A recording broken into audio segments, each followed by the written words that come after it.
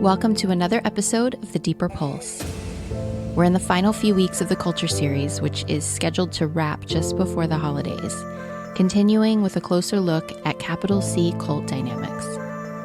If you missed the last few episodes, consider circling back after tuning in today, as they provide added context to today's nuanced conversation.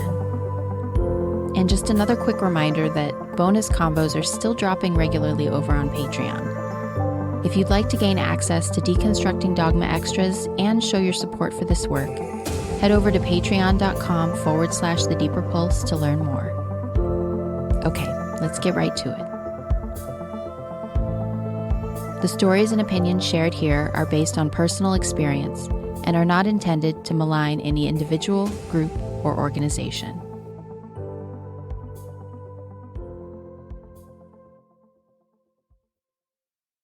This week, I'm recording an intro from my mother's finished basement. Let me paint you a quick picture. It's a large, open, carpeted space. The walls are decorated with colorful barn quilts. There's a desk, an ironing board, and a large cutting table to my left. And to my right, a long arm quilting machine mounted to a 12-foot table that spans almost the entire length of the wall. It's my mother's sewing studio, and needless to say, we both like to go all in on our hobbies. I've been here a couple of weeks now, doing all that I can to support her as she recovers from a knee replacement. And I'm very happy to report she's doing really well. She's bouncing back with typical good humor and tenacity. And I'm so grateful that I've been able to be here to support her during these past couple of weeks. And if by now you're wondering where here is, I'm smack dab in the middle of the country in Topeka, the capital of Kansas. Topeka is a small city that I suppose I could technically call home due to the fact that I recently spent an entire day in the waiting room at Stormont Vale, the hospital where my mom and I were both born. But in reality, Topeka is a 45-minute drive from the tiny farm community where my mom and her 4 siblings grew up. And she and I left the area with my stepdad when I was just 5. Spending a half a dozen years towing our trailer through various small towns in California and Arizona before boomeranging back to Wichita, Kansas, the summer before my sophomore year of high school. I've been gathering my thoughts for this intro to this week's episode, which, to be honest, feels a bit daunting given all the important places we go in this 1-hour chat, and it occurred to me just how fitting it is that I'm here, in Topeka, as we turn greater attention toward the unique and often exponential challenges marginalized folks face when it comes to navigating all that puts the cult in culture. Why do I say that? Because when I think of Topeka, at least as it relates to the Culture series, 2 cultural references immediately come to mind. The first relates to Linda Brown. A lifelong resident of Topeka, Linda Brown was 8 years old when she was denied admission to a white elementary school near her family home. Her father, Oliver Brown, took on a grave risk, challenging the cult of whiteness by joining a handful of other families across the nation in a civil rights lawsuit led by the NAACP. In 1954, in the case of Brown versus the Board of Education of Topeka, the Supreme Court ruled unanimously that racial segregation in public schools was unconstitutional. It was a ruling that set a very important precedent, to be sure. And yet, as we know, cult norms can be insidious shapeshifters. They're notorious for rebranding. And the culty practice of segregation continues to this day, albeit in disguise. Race and class divisions in schools are still regularly reinforced, most notably through the privatization of education. If you're skeptical, I highly recommend you read the book Caste by Isabel Wilkerson. Next up on my cult culture Topeka top 2 list, Westboro Baptist Church. Westboro is a family-based cult, and here I use the word cult unflinchingly. Westboro is truly infamous for its virulent, homophobic, racist, and anti-Semitic rhetoric. The church, and I struggle to even call it that, is less than 4 miles from where I currently sit, in a residential area on Southwest 12th Street. It's impossible to miss even on a quick drive-by because WBC's hateful slogan is printed on a massive banner that hangs across the front of the building. It's so big, in fact, that it would easily be legible from a half block away. And it reads, and honest to God, I can hardly say these words, GodHatesFags.com. My stomach churns even uttering those words out loud, but I'm doing it because it's important we understand just how shameless and dehumanizing the cult mindset can become. According to the Anti-Defamation League, quote, WBC's members say that God's hatred is one of his holy attributes, and that their picketing is a form of preaching to a doomed country unable to hear their message in any other way. God's hatred? Wow. And no other way? As we all know, there are many other ways to go about getting a critical message across, ways that don't involve dehumanization. Case in point, in 2012, the house directly across the street from WBC went up for sale. It was purchased by Aaron Jackson, the founder of plantingpeace.org. And a few months later, it was painted in the brilliant and bold colors of the Pride flag. The Equality House, as it's known, now stands in striking contrast and within a stone's throw distance from Westborough's towering rhetoric. Rainbow bright, painted from top to bottom, it's emblematic of peaceful resistance. In 2016, the Equality House was vandalized with bullet holes and homophobic slurs. And since then, visitors have been invited to drown out the hate, decorating the exterior with LGBTQ+ affirming words and graffiti. Still painted in its bright colors, it's now also heartfully adorned with countless messages of love and support. And according to their website, the Equality House averages about 150 visitors a day. In June of that same year, the house next door was purchased and painted the colors of the transgender flag. It was known as the Transgender House until 2019 when it was renamed the Mott House, following the death of transgender activist Stephanie Mott. And I'll be sure to include a link in the show notes to photos so you can see both of these beauties with your own eyes. Acts like these of collective solidarity are essential when anyone is being dehumanized for who they are. And for marginalized folks, cult dynamics are an insidious aspect of everyday life. I would argue that bigotry in all its forms, that this is a cult mindset. And sadly, it's an epidemic in modern culture. At WBC, they express their hate blatantly. But in the majority of instances, bigotry is running parallel to subtle everyday cult dynamics, and expressions of prejudice are far more implicit. And some might even argue that subtle biases can be even more maddening. Because they are invisible undercurrents, it makes them more difficult to call out and constructively address. Implicit biases that marginalize are very often socially sanctioned, cloaked in denial, good intentions, and a gaslighting insistence that, well, it's not what you think it is. Microaggression? No, it's just a misunderstanding. Worse yet, activism and efforts to address systemic inequality are distorted and reframed as discriminatory toward those who stand to lose unearned status and privilege. Please see episodes 59 and 67 for more on how the language of the oppressed is so very often co-opted and misused to further justify culty behavior. If you have been listening in, at this point in the series, none of this should come as a surprise, because we know that cults are the microcosmic offshoots of the unwell cultures they are striving to break free from.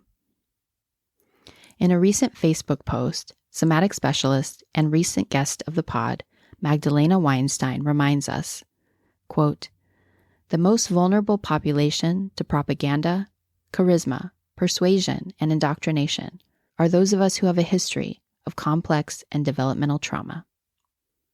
And as a complex trauma survivor, I gotta say, that tracks. I see this a bit with the org, which attracts mostly femme-identifying folks, many of which I am now learning, like me, have a history of abuse.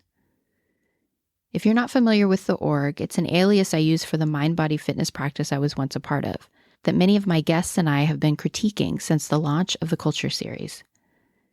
In an off-the-record conversation a few months back, I was talking with a new friend and former orger via Zoom, and she and I wondered aloud together, why exactly is the org so appealing to trauma survivors?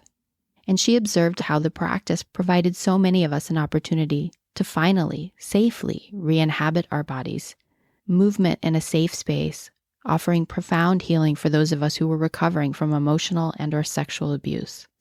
When you've been dissociating for most of your life, embodiment can feel like a godsend. And then my friend and I reflected on our later years in the organization, trainings, staff meetings, and personal interactions with org leaders, re-traumatized while in a space of renewed openness and trust, diminished by leaders who were doing their best, but nevertheless were passing along the same hurts that they themselves had experienced. Moral injuries are very common when we separate from a high-demand group or relationship, for many reasons, including the fact that the group promised to be a safe haven of belonging, a refuge from the harsh realities of the outside world. Because so many of us have grown up in unwell cultures, abuse can become familiar, a disorienting and disorganized attachment that can be difficult to walk away from. Especially when, and this is key when it comes to deconstructing culty wellness culture, especially when we're continually being told that the distress that plagues us is a universally intended opportunity for us to grow, and that walking away would be a failure on our path of personal development. When we're taught that the more shame we carry, the more we've suffered in life, that even more self-corrective action is required. Well, it's not at all hard to see why folks who've had it harder than most might be attracted to culty environments. Gender norms, racialization, ableism, class and caste hierarchies, chronic illness, all of these marginalizing forces and many others drive people into wellness spaces, seeking alternatives to the mainstream. But unfortunately, and despite loads of lip service, capital C cult biases are very often replicated and even amplified in culty environments, making the intensity and impact of high-demand experience all the more devastating and harmful to marginalized folks. In November 2022, the BBC World Service released an episode on their Heart and Soul series featuring Richard Turner, a man who, over the course of a few years, bought into the prosperity gospel promise of God's blessings, giving away nearly all of his money to a UK church. Upon exiting the organization, he entered into the process of cult recovery and was soon after diagnosed with autism. In the BBC interview, he speaks about how he thinks his neurodivergence made him more susceptible to cultic influence. He describes how it's in his very nature to go all in, to devote himself unflinchingly to any area of interest, to take people at their word, to believe they mean what they say and say what they mean. And he reflects on how, given the isolation he'd experienced over the course of his life, by the time he encountered the church, he'd long been hungry for belonging. The leaders of the organization had been able to leverage his yearning for security and community, putting money directly into their own pockets. Evie Orman is a racialized Black woman and second-generation survivor of a fundamentalist religious cult. Evie hosts a YouTube channel, and there you'll find a 53-minute talk entitled Visioning the Invisible, the Traumatized Bodies of Racialized Cult Members. Evie shares, and I'm quoting here, "In the cult survivor and cult expert space, there's a noticeable lack of visibility of racialized bodies. So little mention about racialization of bodies within cults, how racialized experience impacts the risk of cult recruitment, and the racialized identities of survivors of color who exit cults into a world that is often nearly as hostile and authoritarian toward their ethnically identified bodies as the coercive groups they left behind." I'm going to link to Evie's talk and to the BBC interview in the show notes in case you want to check them out. Evie was a presenter at the 2022 International Cultic Studies Conference, along with this week's guest, Priscilla Eyles, who has an intimate understanding of what it is to be queer, neurodivergent, racialized, and a cult survivor. Priscilla has agreed to join us today to share how multiple marginalizations have shaped their experiences in life, and specifically around cult recovery. Priscilla Eyles is passionate about enabling the social acceptance of multiply marginalized divergent people and cult survivors like themselves, as well as increasing understanding of the great value of lived experience wisdom and the importance of trauma-informed approaches. As a cult survivor who is a biracial, ADHD autistic, queer femme assigned female at birth, they are equally passionate about normalizing conversations around cult abuse and foregrounding how cults can prey on and re-traumatize people like them. Priscilla was formerly a project coordinator managing an intersectional disability project and is a DEI, JEDI trainer and consultant with Resolve Evolve, specializing in neurodivergence in the workplace.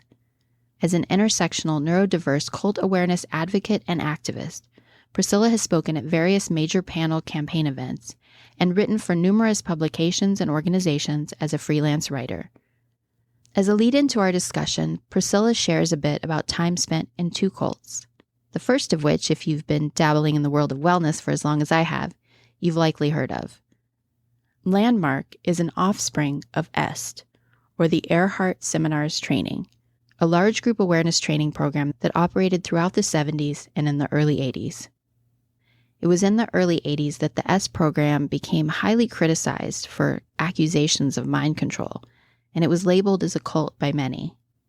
And so, Earhart and his associates revised the curriculum in 1985, rebranding it as The Forum, which in 1991 became Landmark Education Worldwide. In this episode, Priscilla shares about their experiences in Landmark and how and why they chose to step away, and into another organization that promised transformation and self-empowerment, OneTaste. The 2022 Netflix documentary Orgasm Inc. offers a peek behind the scenes of OneTaste, a wellness company founded by Nicole Daedone, who is now at the center of an FBI investigation on charges for, according to a Wikipedia page, prostitution, sex trafficking, and violations of labor law. OneTaste essentially appropriated and, in some instances, perverted ancient sex-positive tantric practices, repackaging them into a high-end product known as orgasmic meditation. And as with any wellness cult, there's likely some pretty great stuff happening in OneTaste workshops. But all that good is happening right alongside patriarchal hierarchies and a capitalistic hunger for power and influence. Sound familiar? Earlier this year, Nicole Daedone and her former head of sales rep were both indicted on charges of forced labor. The investigation into OneTaste is ongoing. I offer this very abbreviated sneak peek of both of these culty programs because while Priscilla will touch upon each of them, we spend most of our time speaking about the unique challenges multiply marginalized folks are facing in culty groups and spaces of recovery. Now, I've only just had the pleasure of meeting Priscilla, but this is a dialogue I've been yearning to have since the very onset of this series, and I'm so thrilled to be sharing it with you now. And please keep in mind, I am learning and unlearning right alongside you. Here's my conversation with Priscilla Eyles.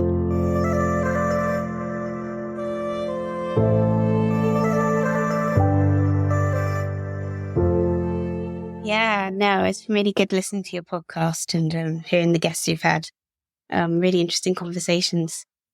Thank you. Thank you so much for listening and for being willing to jump on at the last minute. I'm just so grateful to have you. I've heard so many wonderful things about you, and I've really enjoyed listening to your other interviews in preparation for this, and I'm excited. I need to go traveling with all these people I've met through the cult recovery world. Yeah, you'll have to come stay with all of us. Yeah, because it's like, I just want to meet up, but I'm in London and you're in America, but one day. Well, it's so good to meet you, and you are a very unique voice as a human and also in the cult recovery space. I haven't really found, quite frankly, anyone who's specifically talking about marginalized communities and the unique experiences that they have in cult environments and just bringing that vantage point. And I've just been hungry to have a conversation with someone like you. And then, alas, you appeared. And I'm very excited to Yeah, do no, that. I'm happy to be here, and I'm happy to be having this conversation. You know, the more I have conversations like this, the more I realize how much it's needed. So, I'm just glad. I'm glad that what I'm saying is making a difference and helping people. Um, yeah, I think I'm always the sort of person that goes, well, no one's doing this. Why not? Okay, I'll do it then. I love it. So yeah. It's fantastic. And in a way that probably is kind of a perfect segue to you introducing yourself to the listeners out there who don't know you, and tell us a little bit about you.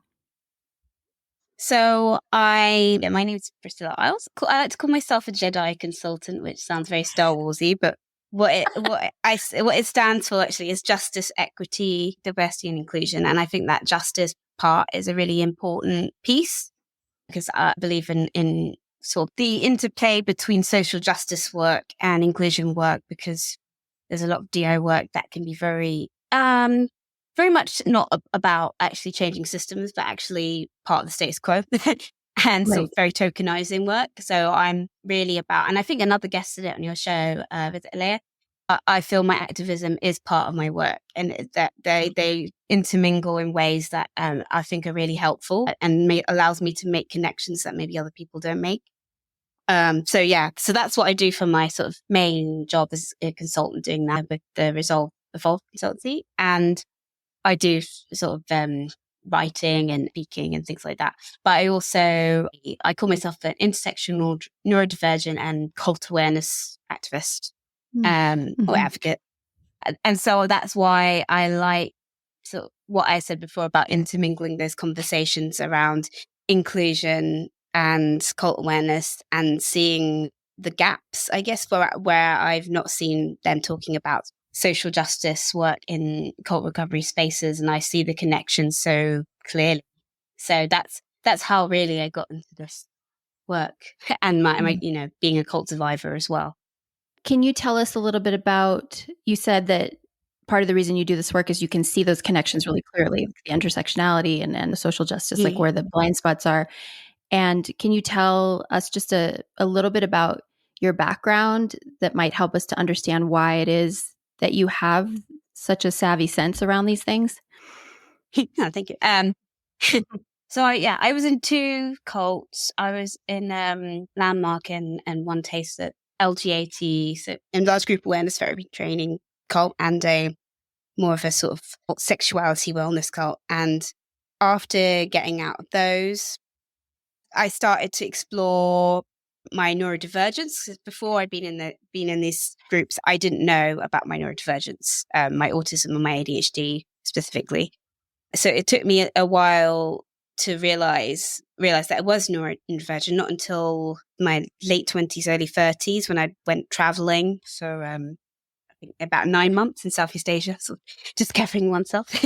And loads of things happening, like losing my passport, and then why is this happening? And then Googling, and then realizing, oh, this ADHD could be a thing.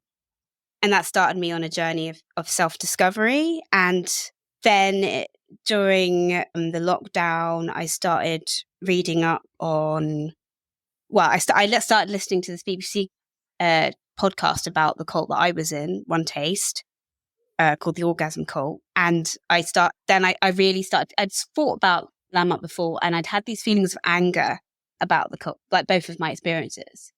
But I hadn't really actually thought they were cults. And it wasn't until lockdown and I was doing a lot of research around it that I started to see, oh, okay, yeah, these were cults.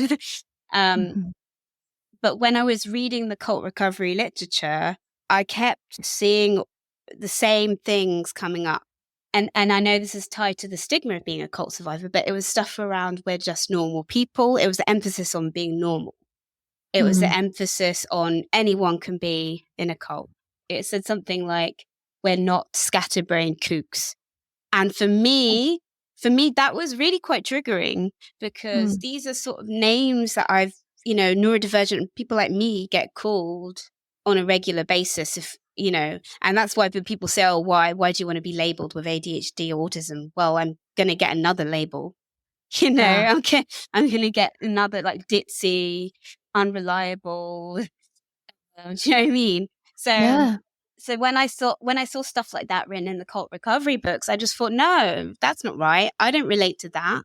And even in the same book, it was saying about, oh, cults don't take on disabled people because they're too much of a burden. And I just thought, what? That's Wow. not my experience at all. And it just felt it's such a massive blind spot to me, because when I was in the cult, for me, I just saw so many people that I thought were neurodivergent. I just felt like it was such a massive thing, the connection between those two things. And I didn't see anyone making that connection. And this emphasis on being normal, it was quite alienating to me. I really didn't identify with that. So that's why I really started speaking out. And I did a talk at International Cultic Studies Association, actually just looking at sort of intersectional analysis of the cult experience and making those connections between the social justice and inclusion work I was doing, and talking about, cults are just microcosms of what's going on in the larger world, a macrocosm of a very, for me, I feel, especially something like Landmark is like hyper-capitalist neoliberal ideology. It's nothing new. It's just it's pushed to the extreme. So that's what I started talking about that. So it's a very long-winded answer, but yeah, that's how I got into it, really. Yeah. So it's fascinating. So you didn't really begin to understand, it sounds like, your neurodivergence until after you came out of the cult experiences. So looking back, how has that changed the way that you see the experience? Like, I know in some of the interviews that I've heard you in, you've gone more in depth, specifically where you talked about Landmark, Rachel Bernstein, and indoctrination. And I remember one thing that really jumped out at me that you were speaking about in that, which really speaks to the core of your work, the way that certain experiences you were having in the cult were framed around, say, your sense of integrity or timeliness, or what have you. Yeah. And how the blind spots around all the different ways that we can show up as humans was making it such that you were being labeled as the things you said before, like that there was something wrong with you, essentially, if you weren't able to adhere to these guidelines. Is that like an example of how you look back and see your neurodivergence was showing up in the cults and the way that it was responded to? I guess I'm curious to hear from you, because I'm thinking of listeners out there who are in other groups and are saying, like, how can I look through a new lens in terms of the experiences that I had in these environments, or that I'm still having in these environments? Yeah. Yeah. Yeah. I mean, part of it as well, which I didn't mention before, is that I think you go into these things, it's basically like, for me, wanting to fix myself, quote unquote, fix myself, and thinking, what is wrong with me? Why can I talk about pre-Raphaelite art and Victorian literature, but lose my keys? Or, not remember to close the door, or forget to buy the milk, or, all of these things that are seen as basic, and social niceties as well. Like, oh, when you're visiting a relative, bring a present. I don't think about that. It's not something that comes natural to me. So there's all these things, social scripts and things that I just didn't understand. And so going into the group, part of the attraction is feeling like, oh, maybe they'll be able to like fix me. Maybe they'll be able to tell me what to do and give me a sense of structure, because it's just chaos in my head. And I don't feel like I'm understood by anyone. I don't know what's going on with me.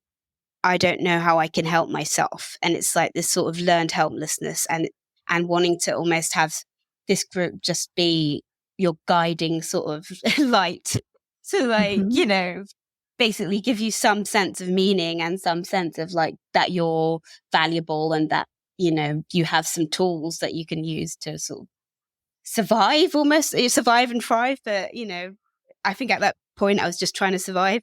And in the cults that I was in, especially, what you said about the integrity piece. Yeah, that was a hard one, because they had this whole thing around being on time, and it was a massive thing. And so you would see people running down the street to get to the class on time, literally running.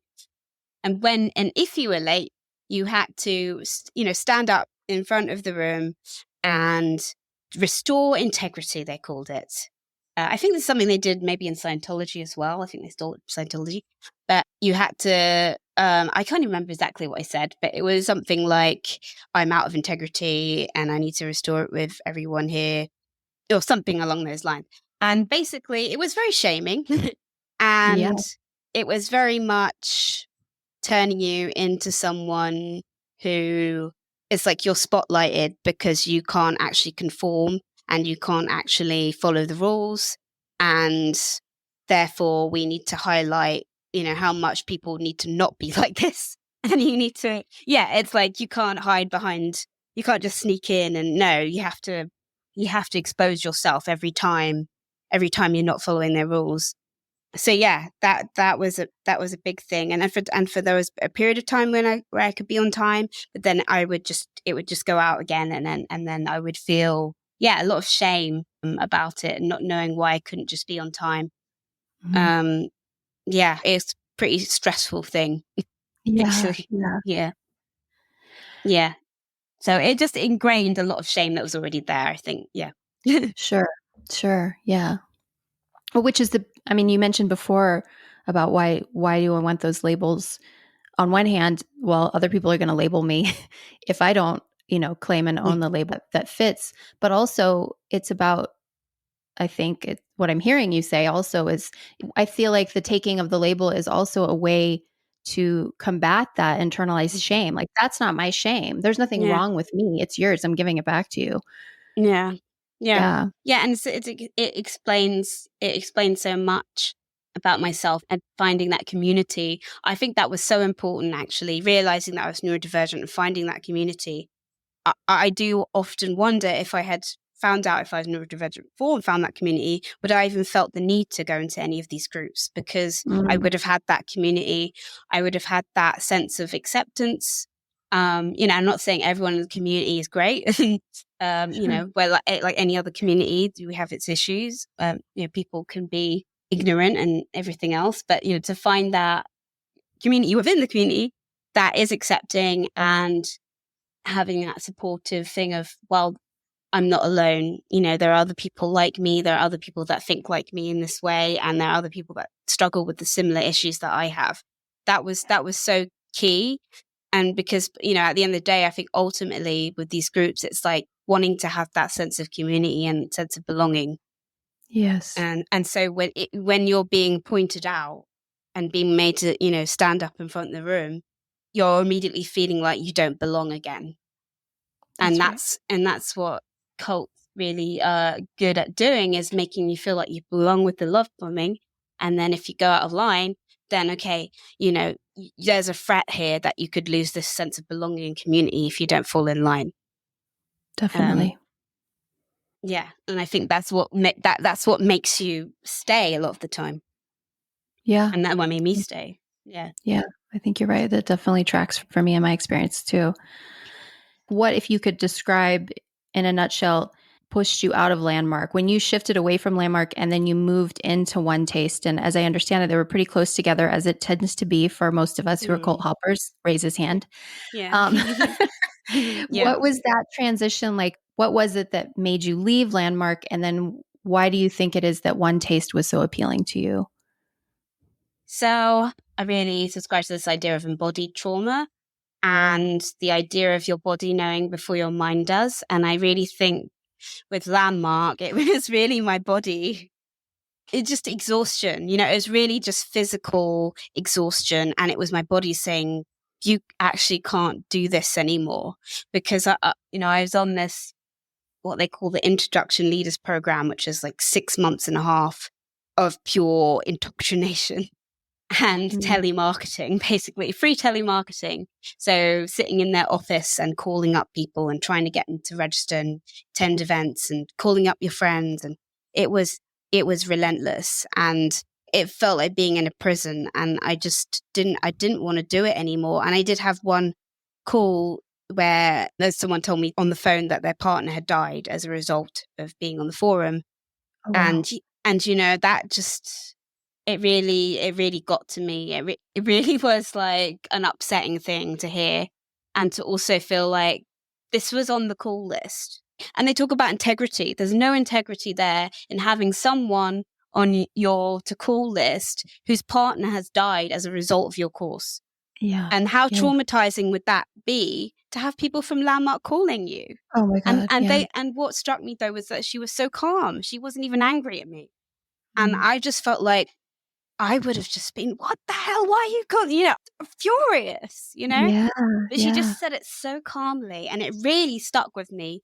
And I mean, it would, but it just really, I don't know, it just really affected me very badly. And I just remember that the support afterwards was just nothing. It was like, we have a coach who you're meant to, after your session, assisting, volunteering at the office, you're meant to go and sort of go back to your coach and just, review how it went and things like this, and, any problems or whatever. And so, when I told them about what had happened, all they could say was, oh, well, all you could say was sorry. That's all you could say. Wow. And there was nothing beyond that. Nothing. And that's a really traumatizing thing to have happened. And to be the only thing that they say, oh, well, all you could have said was sorry. Mm-hmm. I mean, the cognitive dissonance. I'll say, yeah, exactly right. That's right. That is not even going to go there with maybe there's something wrong with being here and doing this work. Yeah. So that was part of it, definitely. But I think it just took a while of, I just got sick also of, there was this pressure that accelerates as you get, as you sort of do all these courses to register people into the forum and into doing the introduction evenings. And it just gets so intense and it's unrelenting. And you have people who are meant to be your buddies, keeping track on you to see how you're doing. You put in these stats every week about how many people you've registered. And then you get people ask you if you're, you've had 0 again this week, almost, what's that about? Or you said you were going to talk to this person this week and you still haven't registered. What's happening there? And so it's just a relentless pressure. And I got so sick of it. I would call people because you're meant to go through your sort of all your, like, basically your phone book, your contacts list on your phone, calling all these people that I never even spoke to hardly before. And as an autistic person, speaking on the phone is actually it's not my best thing anyway.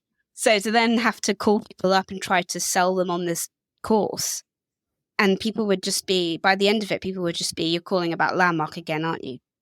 And, and so I just was this person that became known as, oh, she's going to talk about Landmark, and I just was sick of it. I was really sick of it. It became so manipulative because you're just finding all these ways to try and talk about Landmark and try to get them to talk about what's important to them and everything else. And did you find you were doing this in your personal lives? Was it impacting your personal relationships? Yeah, because it's like there's this guilt that if I don't talk to someone about Landmark, oh, well, I'm not being a stand for them. That's what they called it. I'm not playing a bigger game. And if you really love someone, why wouldn't you talk to this person about it? That's the thing that transforms your life and all this stuff. Right. Like, how selfish can you be if you're not doing that?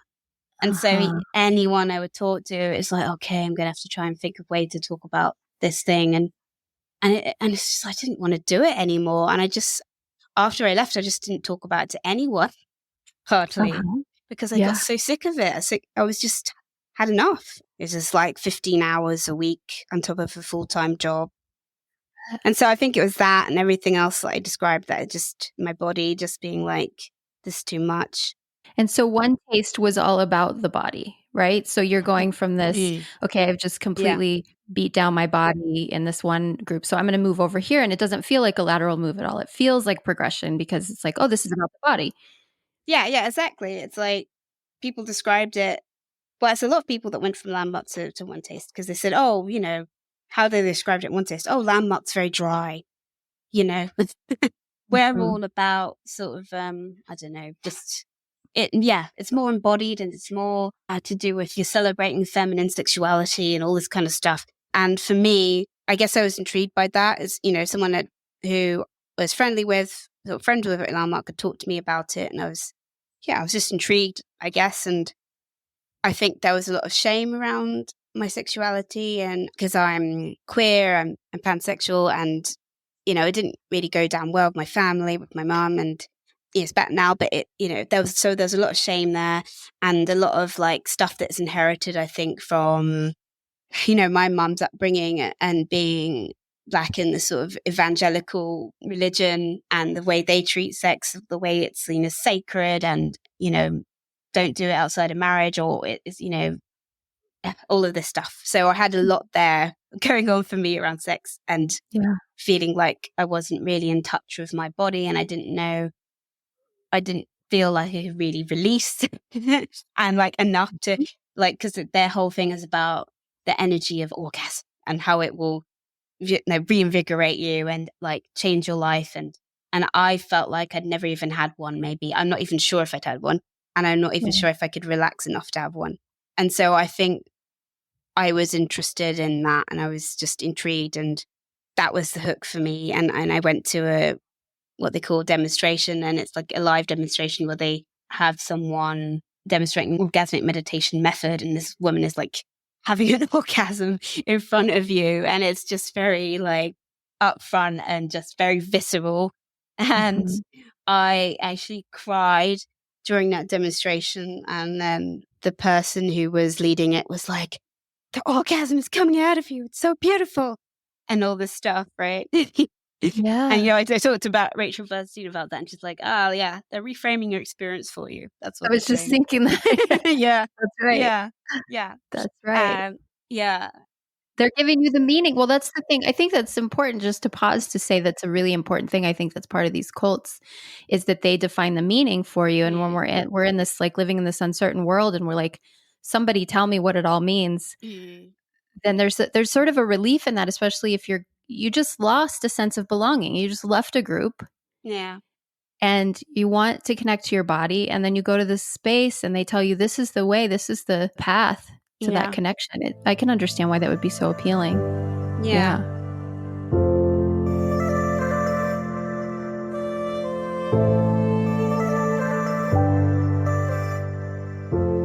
So how long were you with OneTaste then?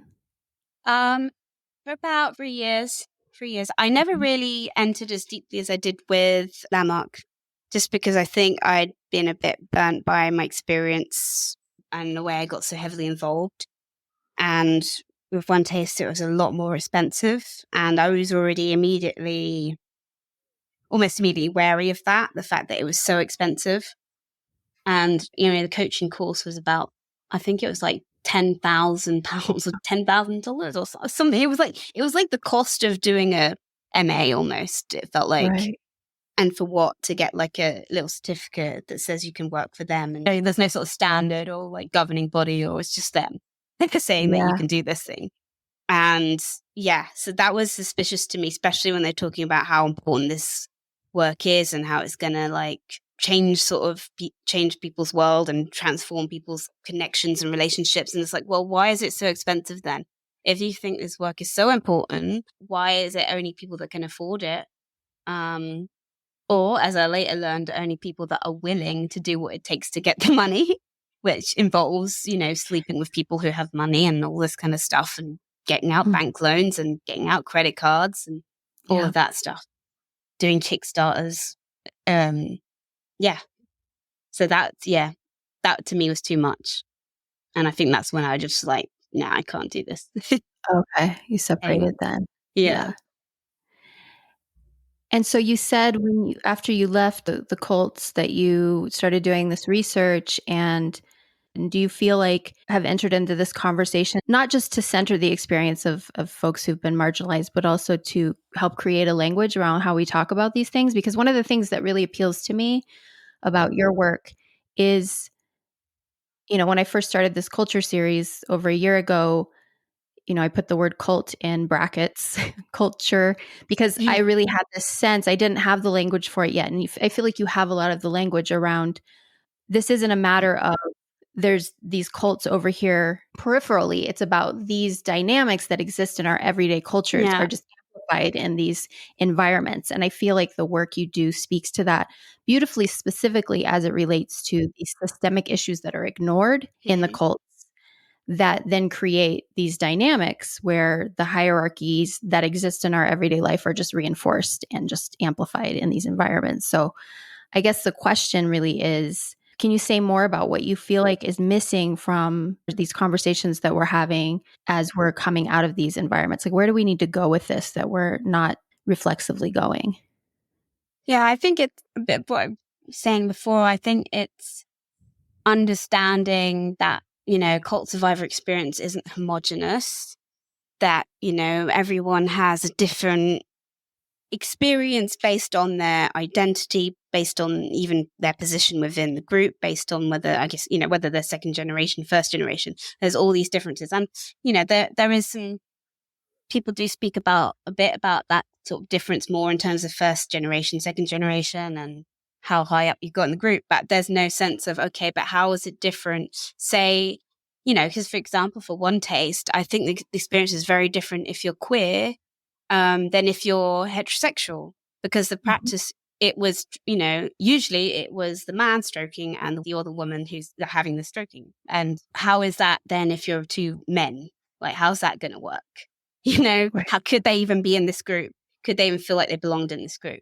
And talking about things in such a gendered, heteronormative way. Men do this, women do this. This is how women orgasm. This is how women feel, you need to touch this particular place, and that's how it works for women. And then men are like this when it comes to sex. They just want something quickly. And, so it's very like simplistic. And so if you're coming at it and you're trans or you're non-binary or, anything like that, that's going to be a very different experience to if you're a cis white man or a cis white woman, for example. And so I think it's needing to understand that difference and how it can be re-traumatizing to then come out of that cultic experience. And not only have you not really analyzed or been able to understand your experience as a marginalized person if you haven't done that work beforehand, but also coming out of it, you're not able to understand it any better reading the cult recovery literature. Right. Because they're not speaking to that. And so part of the work that you need to do cult recovery is totally missing. And how can you truly recover if we're still in this system, which is marginalizing you, which is, again, re-traumatizing, meaning that, maybe you'll find it harder to get a job, you'll find it harder to earn a living, you'll find it harder to trust anything.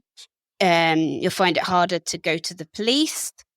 You find it harder if you want to take your group to court. I mean, who's got the money and time for that? Like, if you're a marginalized person, if you're, say, a Black person or, a working class person, it's going to be a lot harder to be able to even get any legal justice. And a lot of the times you wouldn't even try to. And so when, they talk about, oh, here's how you can change the law, here's how you can. And I'm all for changing the law and making it better to prosecute cults, but also understanding that it's not an easy route for people who are marginalized either. Because there's a lot of talk about that as well.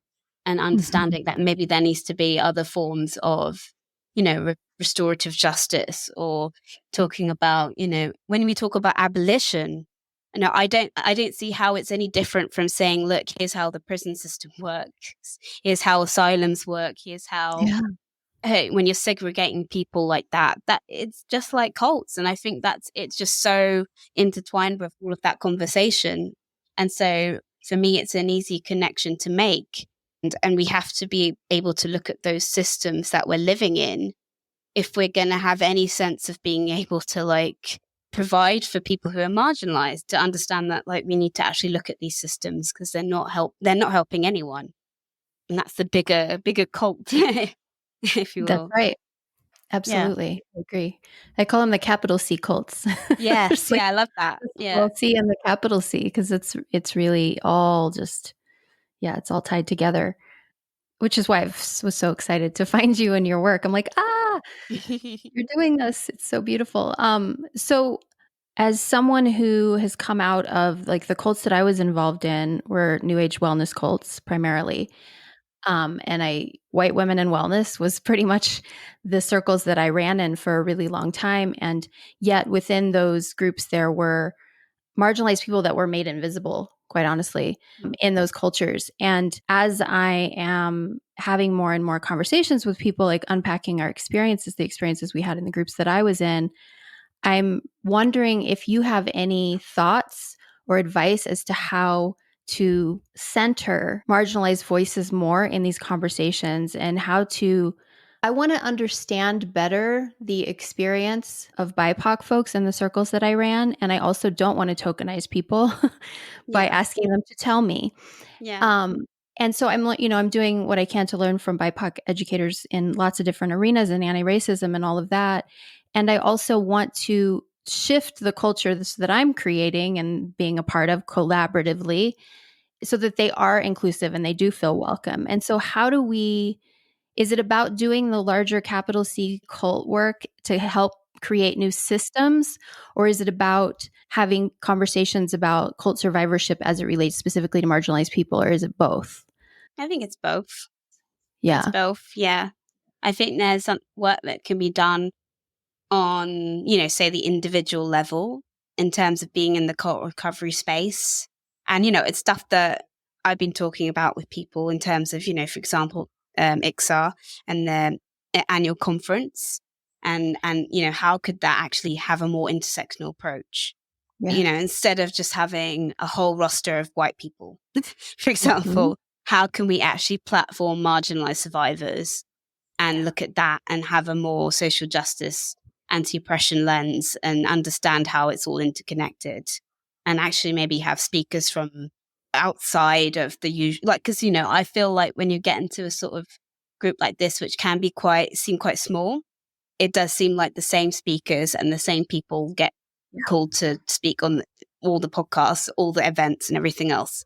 And so it's about, okay, maybe we need to actually look beyond who we know and who's well known as an expert, and actually look beyond expert and look at more at lived experience and look at more at who are the people actually talking about this already and writing about it, and maybe they might not be on your radar yet, but it just takes asking around and actually being creative and looking at social media and looking at forums and things like that to see the kind of conversations that are being had, not just like, another talk about the neuroscience of being a cult survivor. I love that. But also, what about the intersectionality of being a cult survivor? Yes. And that's why I wanted to do that talk at ICSAR, because I just thought this is such an important topic and it's not being addressed in any of the other talks. There's maybe one speaker, Evie Orman, who was talking about being a racialized cult survivor. But, no one was talking about neurodivergence. No one. And to me, it was so obvious. It was so obvious to me that you would go in and be more likely to be influenced, more likely to take people at their word, more likely to think this is something that is, who they say they are. And why would people be malevolent or deceptive, and more likely to stay in cults as well? That there's a difference between people who go in and only like they last maybe one course and then they're out, and then the people who stay 5, 10 years, 20 years, there's a difference there too. Right. And to answer your question about, I guess, the wider thing, yeah, it is just making those connections. I mean, like I said about abolition, for me, that's such an easy connection to make. And doing the work of, reading Angela Davis, reading Audre Lorde, reading Bell Hooks, reading Patricia Hill Collins, all of these people and more. There's so many good books out there right now. There's such a wealth of material and resources. Intersectional framework is such an applicable framework. And I think it just really helps people to understand the needs more specifically of what do people need when they're looking for recovery? What are we missing? What is, if we're going to do a cult recovery support group, how are we going to make people who are marginalized feel welcome? How can we be upfront about that? because, you know, I've seen people attempt to do this, but then all the moderators or all the people leading it have been white, you know, and it's not free. You have to pay, and, you know, fair enough. But like, also that's going to affect things, right? And maybe you can email to get a discount or whatever. But it's like, how do you frame it so that you're making this a welcoming space and you're not thinking, I'm just going to turn up and there's just going to be a lot of white women there because that's what they think marginalization is, you know? Right. Yeah, Right? That's their only framework. Oh, we've got women, so that's it, you know? exactly. Exactly. Yeah, for sure. Yeah, it's interesting, the group that I was a part of that had the greatest impact on me that I left was a mind body fitness company. And in recent years, well after I left, they started a DEI committee. And apparently they did some really great work from what I've heard. But then as soon as they started to go to leadership for accountability, the group was disbanded because it was a matter of optics. And at the same time, I will also note that I went online around this same time because I was preparing to do this podcast and to tell my story about this organization. And I went online, and it was just happened to be Black History Month. And they had just stock photos of Black teachers and trainers to make it look as though there's representation in the group in a way that there absolutely is not. And so I'm wondering if you could speak to this, especially since 2020, this thing that's really happened a lot, I see, in wellness culture, where the optics of we are doing a DEI thing too. Is this why you say you're a JEDI? That justice piece? Yeah. Am I starting to get my finger on the pulse of that? Can you speak to it? Exactly. Yeah. Well, exactly that. And, you know, it's funny because cults do this too, right? Like Landmark released a statement. It was their Black Lives Matter statement. And I just felt like, are you kidding me? Are you actually kidding me? Like, Yeah. really? Mhm. And I remember seeing, I think it was a Glassdoor review from some sort of review where they were saying that they'd sort of got this one Black leader that they had to come out and talk about how diverse they were or something, or how much they cared about Black Lives Matter. And it's like, you really don't. You really don't. And then I Yeah. totally slammed them for it on their Facebook page, and they took it down. So, you know, Good for you. And of I'm course not they did. having this. I'm not having this. So yeah, so like, it's like, okay, if you want to do cult recovery work and you want to do it well, okay, let's look at how we can not be like the cults that people came from, right? That's right. And also, you know, if you're going to do an event for marginalized people, maybe consult with marginalized people first. And because I think that the issue also is that there's this knee-jerk reaction that happens when, you know, we talk about George Floyd and we talk about, you know, wanting to do the right thing or wanting to do something, you know. But then the issue with that is that this isn't short-term work. This isn't just something that, okay, let's just do this event, right? You know, let's have a circle and we'll just talk about racism and we'll have Black people share their experience. You know, that's not it. You know, it really is about taking time and not worrying about what that looks like. Because I think people are worried that if they take their time with stuff, then it looks like they're not doing anything. And Yeah. that's right. But what's worse is if then you do something really quickly and it's not trauma informed, there's no consultation process that's happened. It's what you think people want, but it's not what they really want. And then no Black people show up, or Black people do show up and they're just re-traumatized or they're upset, you know, because you haven't consciously thought about the space and how you're going to make this like a psychologically safer space for people.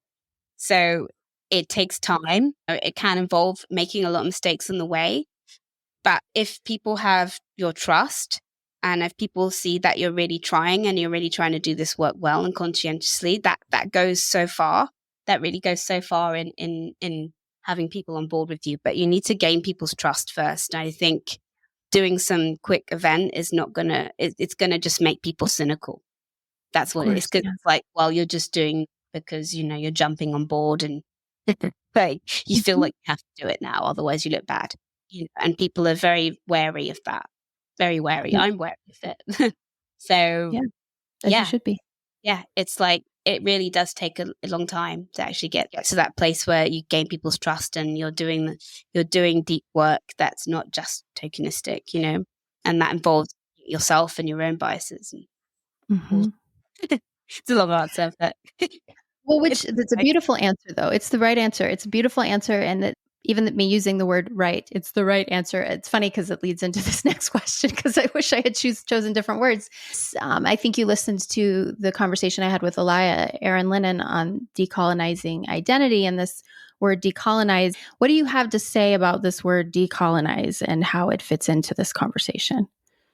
I think it's systematic approach. Again, it's like being able to look at things from in a wider cultural lens and seeing things in terms of also intergenerational trauma. I think that's what it means for me anyway. And understanding the history that, things didn't just happen suddenly. Like, this is hundreds and hundreds of years of racism and eugenics and violence and narratives about Black people and lesser races and all of that stuff. So that's why I say this is long-term, lifelong work. You're not going to do away with hundreds of years of social conditioning in one panel event, right? So, the decolonizing perspective, it's a lot about looking at what we take for granted. And like I said, like, we go to the same people to be our talking heads, to be our experts, and we don't even question it. We don't even think, well, why don't I actually look at who else we could get on for this event or this conference or write in this, journal or whatever it is? Why don't we actually have some outreach work going on where we're actually commissioning work to center marginalized perspectives? Because when you look at decolonization and sort of universities and things like that, it's all about looking at stuff like the canon, right? Like things like in English literature or academia, who do we study? Are they all old white men? Why is that? Why do we only value their opinions and their ideas? And where did those ideas actually come from, right? So a lot of them is like they culturally appropriate ideas and they steal ideas, and we don't even recognize that. So yeah, and I think it's also to do with the environment. I think it's respecting the environment and understanding how that ties in with marginalized cultures. I think in Native American cultures and the importance of the nature and wildlife and the respect for land and how that's all tied in, and how environmental disasters are affecting the global South on a much more urgent scale than it is in Western countries, and having the infrastructure and it's looking at so many different things and how it affects people, and you may not think it is related, but if your aim is to make the world a better place, and that's a very general aim, but it's all part of the same thing, right? This cult recovery work, this cult awareness work is about making the world a safer place for me, and part of that is all of what we've talked about. Is looking at that and understanding that.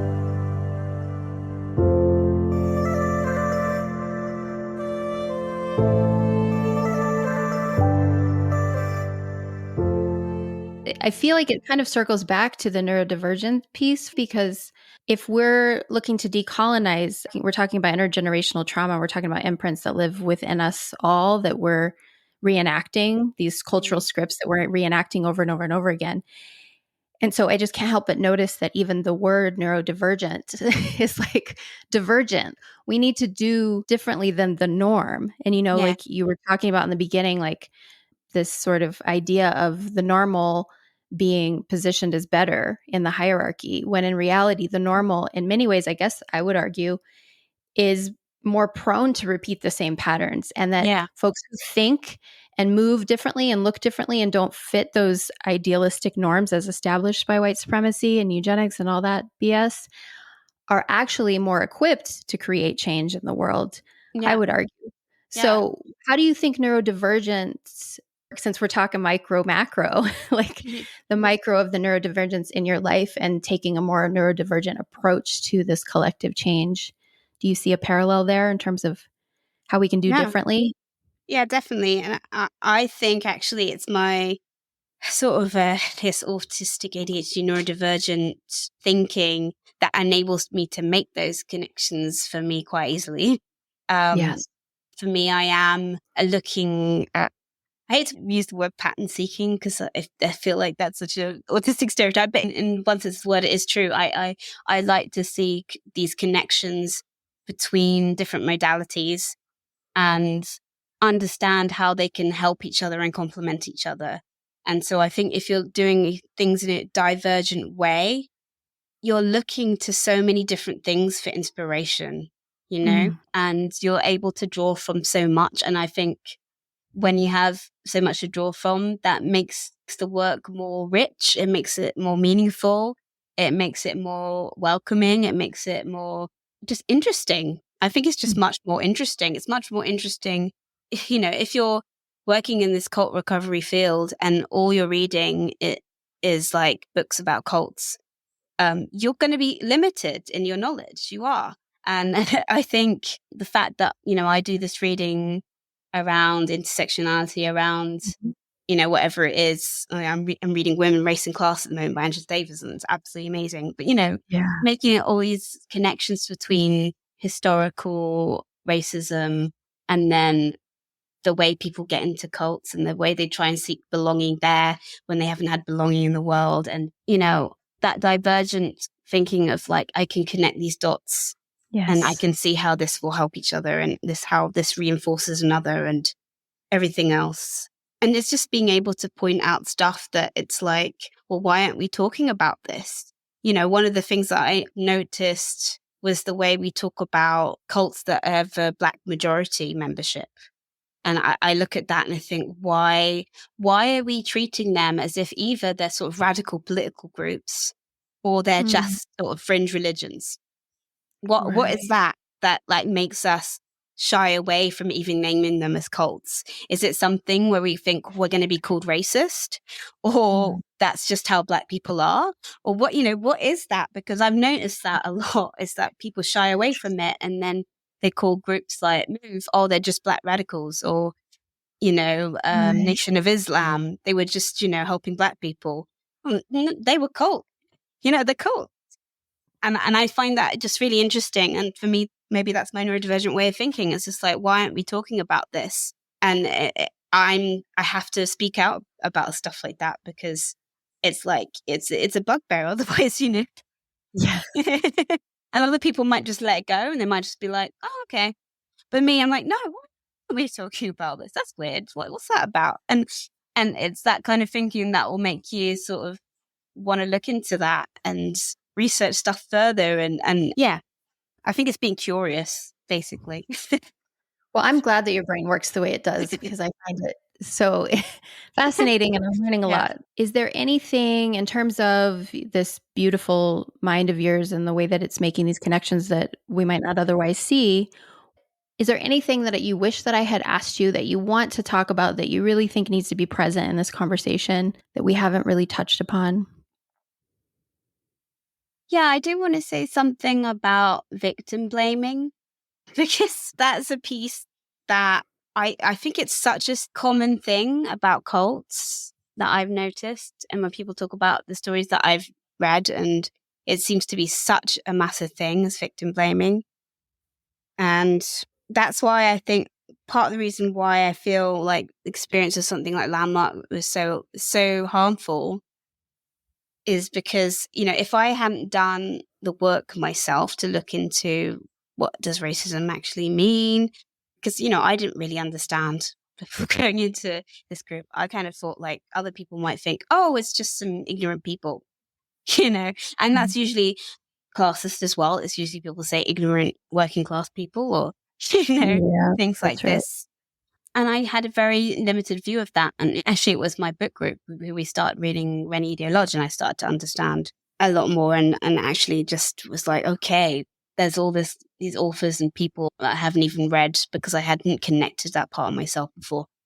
So going into Landmark, if I'd just been in Landmark and not done any of that work, I just feel like I would have blamed, anything that would happen to me that was a result of racism, a result of ableism, misogyny, anything like that. They can all tie it back to that's your fault. Yeah. That's what you did to yourself. You called it into your being somehow.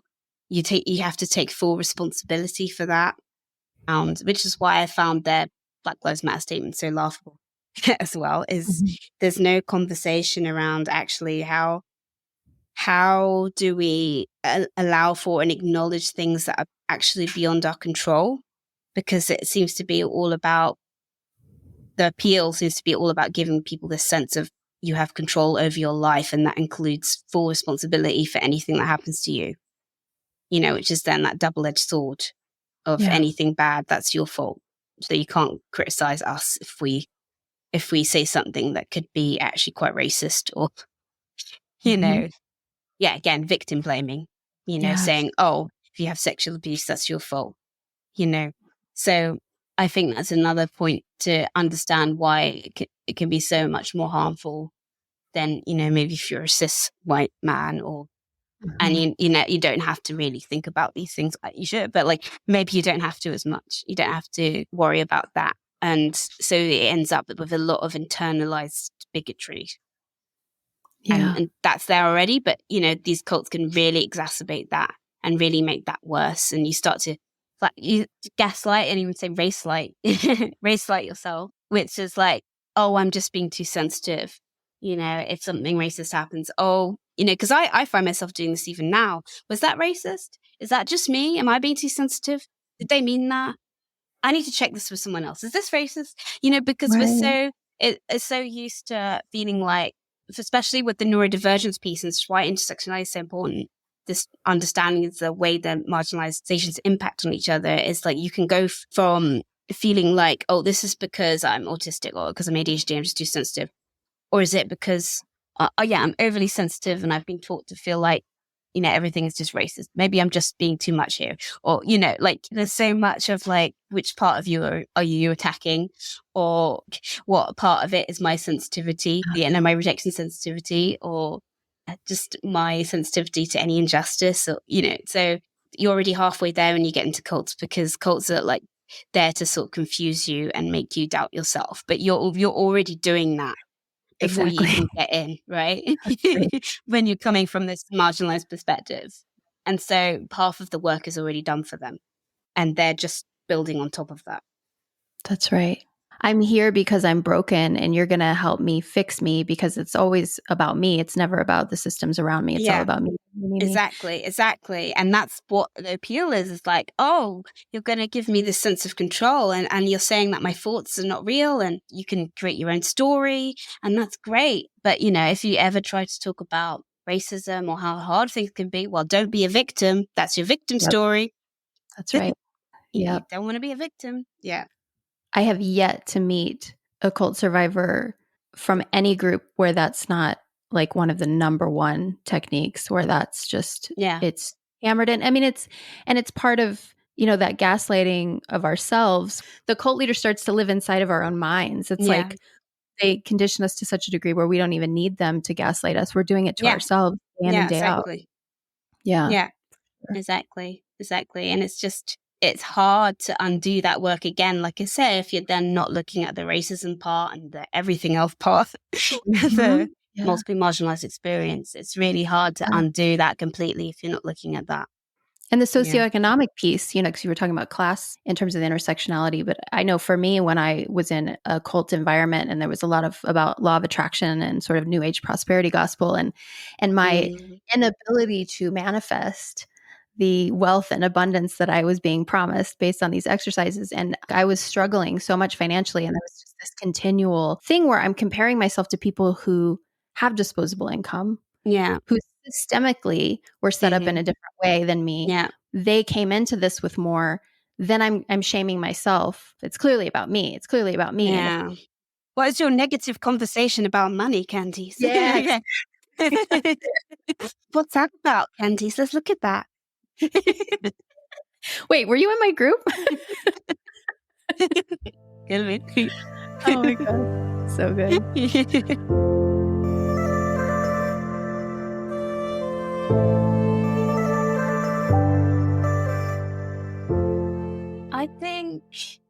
I think there is something around the way people get into cults and groups like this, especially like the wellness arena, actually. around the way that around marginalized people might be attracted to this. Because, yeah, I mean, that's something I didn't talk about so much, because I do sense there is this striving for an alternative to the mainstream in terms of like the provision of services that we get. And how I see that connecting to the marginalized experience is the fact that there's so much racism, there's so much medical racism, right? And there's so much distrust of doctors and of Western medicine. And I think that's why Black churches can be such a source of support for people or sorts of community. But there's that sense that these systems weren't set up to serve us. And, you know, even looking at the way they treat Black people, it's like they have different calculations for Black people. It goes back to racism, you know, and that they think Black people have a higher pain threshold, stuff like this. It's crazy. You know, it's the stuff that it's just not even true, but it's just been, they talk about that intergenerational trauma again, you know, comes from slavery. So I can really see why particularly marginalized people could get involved in these sort of cultic wellness groups, because they might be seeing something that this could be an alternative to the racism I experience in the system, the care I cannot get in the mainstream system. And what's so re-traumatizing about that is then, I think you've talked about this, a lot of them end up culturally appropriating indigenous cultures and marginalized cultures and passing it off as their own. And so if you don't even know that coming into it, you could be thinking, well, white people are the source of all this sort of spiritual healing, almost, you know? And so I think that is a very, very important point to think about. And so people understand why cultural appropriation can be so harmful as well. It feels like it's almost appealing to someone who's marginalized, but then, you know, we're just going to like take on the attributes that we like and then, you know, reject the things we don't and then pass it off as our own, basically. Yeah. Once again, that macro micro. I want to celebrate what you're bringing into this conversation and just how absolutely essential and necessary it is, and what a wonderful discovery to have met you. This is, again, a conversation I've been wanting to have and not fully having language around, is like just the fact that you're doing this consulting work for folks who are trying to bring these conversations forefront, to me is just so, so very needed. And it sounds like you kind of stumbled into it and it's taking on a life of its own. Yeah, no, totally. It just sort of organically happened. It was never my intention. You know, I don't know if I could have created that attention. I'm just imagining me being in primary school. Yeah, I want to be an intersectional called Advocacy. It's like, oh, okay. Yeah, that's not how it came to be. Yeah, no, but it's just, I find it so fascinating and so interesting. And the conversations that are happening, you know, I know you talk about conspirituality as well, that podcast, and Matthew Ramsky, and on connections they're making between wellness and alt-right theory and COVID anti-vax. I mean, I just find that stuff fascinating. Same. It's so interesting, endlessly interesting, really. So I could talk about this for hours. Yeah, me too. Well, if you ever want to chat off the record, bring me up, because I am all about it.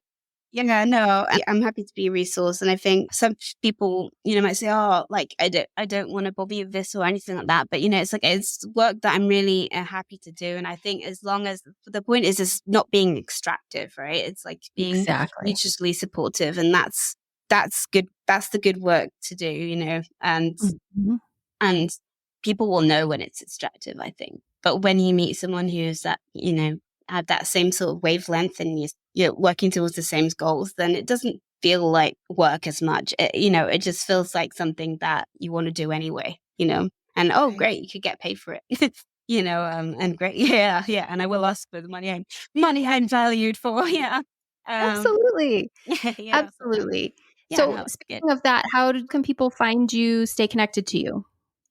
So I'm on LinkedIn under my name, Priscilla Eyles, and I'm on Twitter quite a lot. I'm on Instagram, but yeah, I guess Twitter and LinkedIn would probably be the main way to get in touch with me. If people want to contact me for consulting or work or anything like that, you know, I'm available for presentations and talks, consulting. Yeah. Absolutely. Yeah. Well, thank you so much for offering your time. It's a real honor to interview you. And I love your perspective and appreciate what you're doing out there. Keep at it. It's really important work. Thank you. If you want to learn more about Priscilla and their groundbreaking work, please visit the show notes for links. I'd like to thank Priscilla once again for showing up with us here today, and all of you for tuning in till the end. Thanks for listening to today's episode, and I'll be back straight away next week with another Culture Series combo. I'll see you then.